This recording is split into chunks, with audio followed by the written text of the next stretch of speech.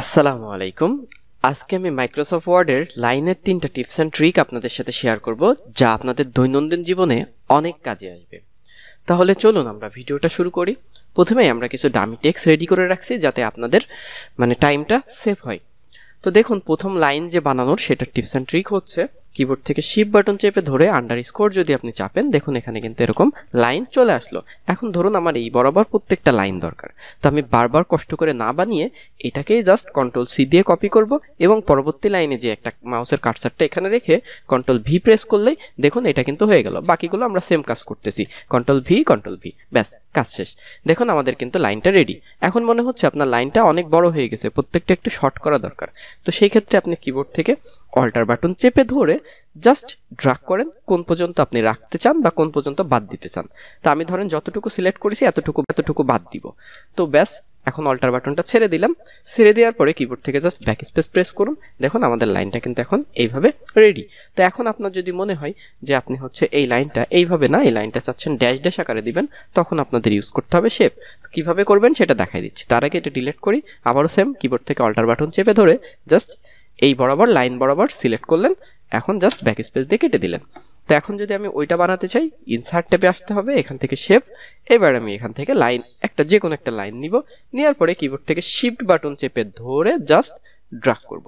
তাহলে দেখতে পারবেন আমাদের কিন্তু একটা লাইন রেডি হয়ে গেছে। তো এখন কি করবেন, লাইন যখন আর্ট করবেন তখন দেখবেন যে প্রথমে না, কিন্তু একদম শেষে শেপ ফরম্যাট নামে একটা অপশন খুলে গেছে। এটা কিন্তু তখনই পাবেন যখন এই লাইনের উপর একটা জাস্ট ক্লিক করবেন। এরপর দেখতে পারবেন শেপ আউটলাইন, কারণ দাগ বলতেই আউটলাইন বোঝাই। তো এখন আপনি শেপ আউটলাইনে আসবেন। আসার পরে এখানে দেখবেন কতগুলো ড্যাশ আছে। তো আপনি এখান থেকে কোন ড্যাশ ইউজ করতে চান, যেটা ভালো লাগে আপনি সেটা ইউজ করেন। তো সাপোজ আমি এখান থেকে এটা ইউজ করলাম, ব্যাস কাজ শেষ।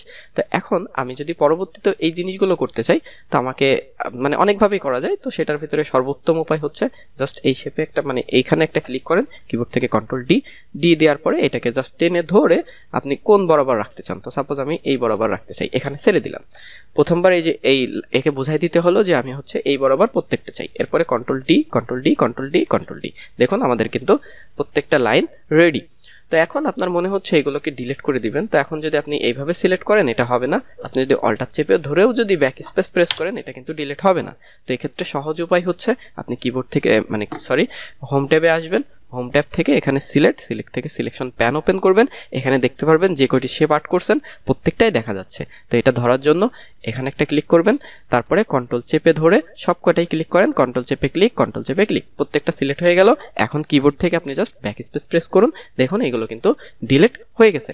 তো এখন আপনাদেরকে আরেকটা ফরম্যাট দেখাই, সেটা হচ্ছে আপনি চাচ্ছেন যে এরকম নামের আগে এরকম ক্লোন চিহ্ন দরকার নেই। তো সেই ক্ষেত্রে আপনি কি করতে পারেন, এগুলোকে অল্টার চেপে ধরে জাস্ট ব্যাক স্পেস দিয়ে কেটে দিতে পারেন। তো এখন আমি এটাকে একটু ক্লিয়ার ফরম্যাট করে নিই, যাতে কোনো প্রকার স্পেস বা আদার্স কোনো কিছু না থাকে। ওকে, করে নিলাম। তো এখন আমি যে কাজটি করব, আমি চাচ্ছি লাইন হবে বাট কোনো প্রকার ওরকম ক্লোন চিহ্ন হবে না, এই জন্য ক্লোনগুলো কেটে নিলাম। তো এরপর আপনি এইটাকে পুরো টোটাল জিনিসটাকে সিলেক্ট করুন, তারপর মাউসের রাইট বাটনে ক্লিক করুন। এখান থেকে দেখতে পারবেন প্যারাগ্রাফ নামে একটি অপশন পেয়ে যাবেন। তো আপনি প্যারাগ্রাফে জাস্ট যাওয়ার পরে এখানে দেখতে পারবেন একদম নিচের দিকে ট্যাব নামে একটা অপশন আছে। তো ট্যাবে একটা ক্লিক করেন। ক্লিক করার পরে আপনি কয় ট্যাব পরিমাণ লাইন আর্ট করতে চাচ্ছেন সেটা এখানে বসিয়ে দিন। তো সাপোজ আমি চাচ্ছি 5 ট্যাব, তো এখানে 5 দিলাম। এখন এখানে দেখুন নান দেওয়া আছে, নান মানে কোনো কিছু নাই। এখন লাইনের কিছু নেই, লিডার কি বোঝাচ্ছে, আপনি লাইনটা কিভাবে নিতে চান, এরকম ডট ডট না এরকম ড্যাশ ড্যাশ নাকি এইভাবে নিতে চান। তো যেভাবে নিতে চান সেটা সিলেক্ট করেন। তো সাপোজ আমি এইভাবে যাচ্ছি, তো এটাকে সিলেক্ট করলাম। এবার জাস্ট ওকে বাটনে প্রেস করলেই দেখুন আমাদের কিন্তু এখান থেকে লাইনটা রেডি।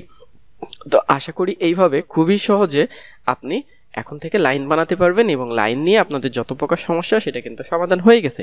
ছোট্ট একটা ভিডিও, তার ভিতরেও চেষ্টা করেছি আপনাদের লাইনের অনেক বেশি ইনফরমেশন দেওয়ার জন্য। তো আশা করি ভিডিওটা আপনাদের অনেক হেল্প করবে।